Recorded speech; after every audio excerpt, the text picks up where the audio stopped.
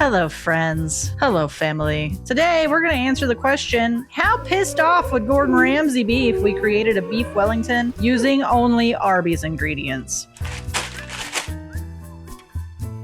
Why would you want to piss off Gordon Ramsay like that? I don't want to piss anybody off. I'm curious if you can make a Beef Wellington with Arby's. And the reason I'm curious about this is because I started thinking, we did the McDonald's turducken where we jammed a snack wrap inside a Filet-O-Fish and a double cheeseburger. And I don't know, that was, I liked it better than I probably should have. But that was just sort of a rolled up nonsense, not really like a dish. So I thought for the next fast food mashup, why not make a dish? So Arby's has some interesting ingredients, something a little bit different than most fast food places. Arby's has actually pretty much everything you need to make a Beef Wellington. So that's what we're going to do today. We're going to try and make a Beef Wellington using Arby's. We'll see how it turns out. I have faith in your culinary genius or insanity. There is a fine line. True, there is a fine line between genius and crazy, and I'm definitely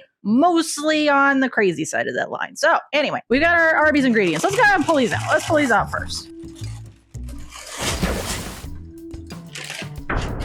From Arby's, we have a standard roast beef sandwich. We have their ham and Swiss sandwich minus the Swiss because there is no cheese in a Beef Wellington. And then we have two of their puff pastries, the cherry flavored version. And I got two because I wasn't sure how big they were going to be. And last but not least, we have Arby's horsey sauce, which is, if you haven't figured that out, what horsey sauce could possibly be, it's horseradish sauce. If you're not familiar with what goes into a Beef Wellington, let me show you here. This is the recipe we're going to be loosely working off of. And here's what's normally in a Beef Wellington. Thick beef tenderloin, salt and pepper, olive oil, yellow mustard, mushrooms, ham, puff pastry, egg yolks. There's really not a lot in there to begin with. It's not a complicated recipe. The complication comes from the preparation, truly. And then obviously making sure you cook the meat well. What we don't have from these Arby's ingredients is mustard and mushroom. Now, I'm pretty sure you can get mustard packets from Arby's, but you can't get mushroom. It doesn't come on any of their sandwiches, at least where I'm at. Mushrooms don't exist at Arby's. So that is where the horsey sauce comes in. Instead of doing the mushroom and mustard spread, we're going to use horsey sauce because, I don't know, that was the best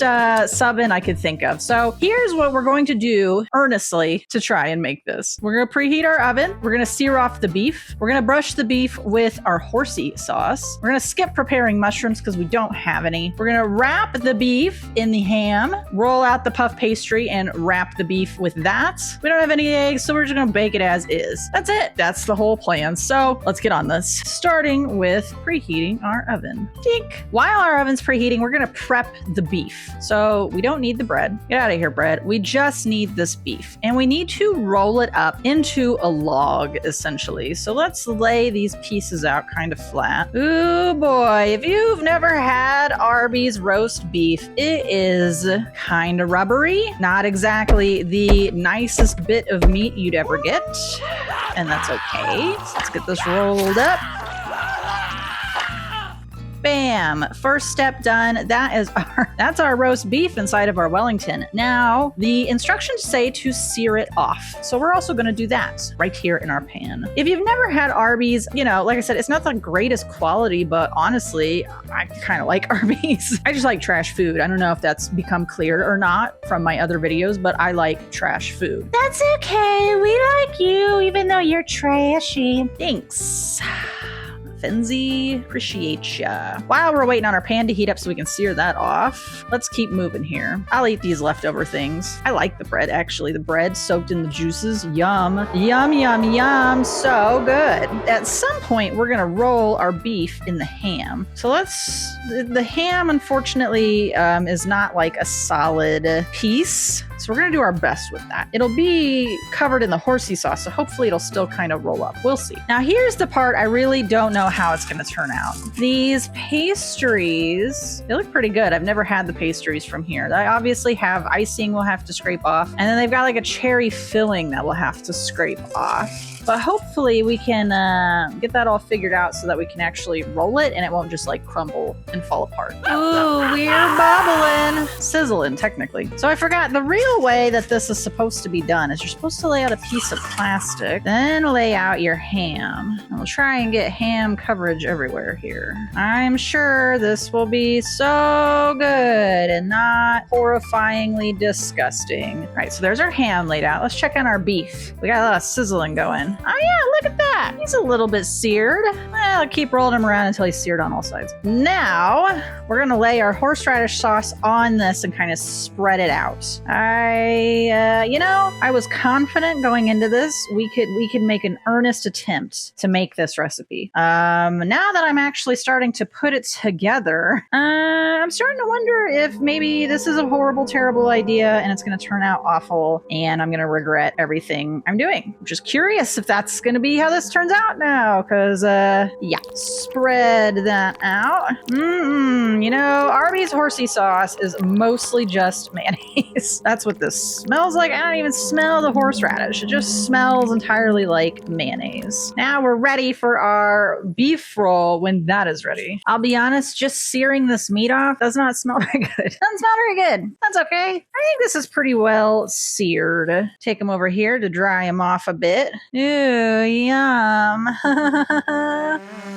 Yum. Doesn't that look delicious? It doesn't smell delicious. While this is cooling off, let's see if we can't get our pastry rolled out, because that's going to be the final step here, is to roll out our pastry, somehow get it to fit. So we're going to need to scrape off all of this icing. Thankfully, it's not on there very good anyway. Very hard, very stiff. That's what I'm kind of worried about, is that this is going to be too stiff. We might have to microwave it to soften it up a little bit. Let's peel it open. Now, the amount of cherry in this is pretty pathetic and also kind of sad. Let's see. Can I just sort of scrape it out like that?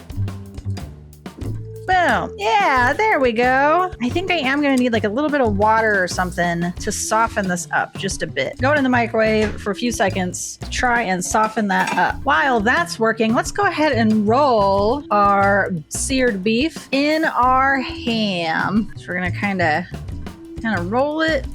Ow, it's still kind of hot. Roll it sort of like a really crappy burrito. Alrighty. There, it's mostly sticking together, sort of. Meat log. Oh, how exciting. All right, let's see if our pastry is a little more malleable now. It is toasty. Yeah, it is a little bit softer. It's not super pliable, so let's see what we can do.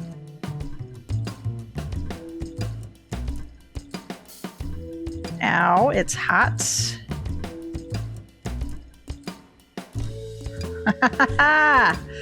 Look at that. It's not fully encapsulated like a Beef Wellington would traditionally be, but that's okay. That's okay. We're not aiming for perfection with this. We're just aiming for it to be close enough and edible. If some person who enjoys recreational things responds to this and says to me, "Oh my gosh, you're crazy, but that's actually delicious," I'll know I achieved greatness here. We've got this totally wrapped and ready to go. So now we're just gonna bake it off and hope for the best. So I'll see you once this is baked and done. Our Arby's Beef Wellington. Doesn't it look delicious? We've got the ham around the beef inside with the horseradish sauce. Ugh, aren't we so excited to eat this? What do you think, crew? Amazing, right? Anyway, this is it. So let's cut it in half and look at what the cross section looks like. I will say the puff pastry got nice and toasty again, so that's good. Let's do quick cut. Ow! Oh yeah, I just jacked it all up. That's okay. That is okay. All right, here's our Beef Wellington cross section. Oh no. Oh, friend, this looks just horrible. Who said this was a good idea? Who recommended this? Which one of you was it? You're all in trouble. This is terrible. Why would we do this? Let's get a fork and eat it. So, right off the bat, it smells not good. It's impossibly hard to cut. Let's get like half of that. There we go. A little bit of everything. It smells not good. I don't know. While I was cooking, I smelled a lot of the cherry from the pastry, even though we peeled all that out. It still smelled like cherry while it was cooking. Now, I don't know. It smells like some combination of sweaty meat plus super gross warm horseradish is what it smells like. So, I have regrets. Let's eat it. I'm not throwing it back up, so that's a good start. That was way too big of a bite. It's taking me forever to eat. All right, so is it edible? Yes. Is it good? No. And the main issue is that everything is super tough and like overcooked. Like the act of baking it again toughened all of this. Like the meat is super tough and chewy. The pastry is super tough and chewy. It's not good. Outside of that, the horseradish sauce mostly just tastes like warm mayonnaise. I really don't get a lot of tang of horseradish, but when I do get the tang, it actually helps make this a little less not fun. So that's a plus. Let's take another bite, a smaller bite this time. Smaller bites, but still a little bit of everything in there. Yeah, the main issue is truly how tough everything, how the texture. I say that's the main issue, but even if this had a perfect texture, I don't think I'd like it. Let's do just a bit of the ham tip because that looked kind of good. Or like baked the edges of it, you know? I don't know.